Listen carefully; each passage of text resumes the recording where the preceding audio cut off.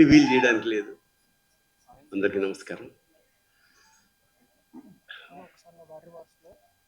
కమల్ హాసన్ గారి సినిమా మరో చరిత్ర దీపక్ మహల్లో చూశాను ఇక్కడ.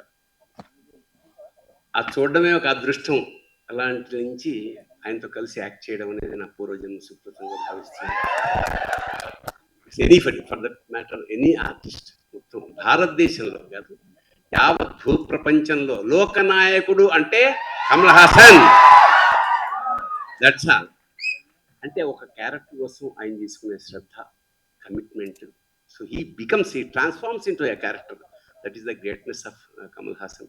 చరిత్ర మనకి బంగారు పుటలు చరిత్ర రాయాల్సి వస్తే కమల్ హాసన్ కోసం ఒక పేజీ కాదు, ఒక పేరా కాదు, ఒక బుక్ రాయాల్సి వస్తుంది.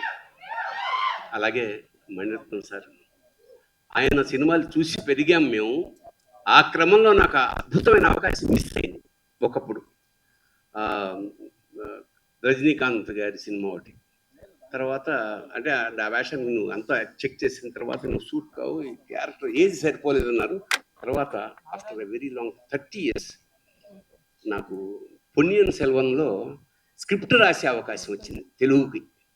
So that was a very great opportunity. అప్పుడు నేను అడిగా మాట మణి గారిని, సార్ ఎప్పుడో సినిమా మిస్ అయిపోయింది సార్, ఒక్క షార్ట్ వేషం ఏమన్నా ఉంటే ఇస్తారా అంటే నవ్వాడు. అంటే ఇవ్వనని అర్థం. తర్వాత ఫోన్ వచ్చింది, చాలా పెద్ద వేషం, చాలా మంచి వేషం, వీళ్ళందరితో కలిసి చేసే అదృష్టం. మా నాజర్ గారు is one of my best friend in the industry. అలాగే త్రిష గారు ఫస్ట్ సినిమాలో నేను ఫాదర్ వేషం వేసాను త్రిష గారికి.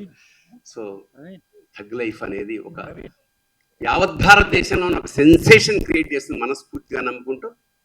Thank you so much. Thank you.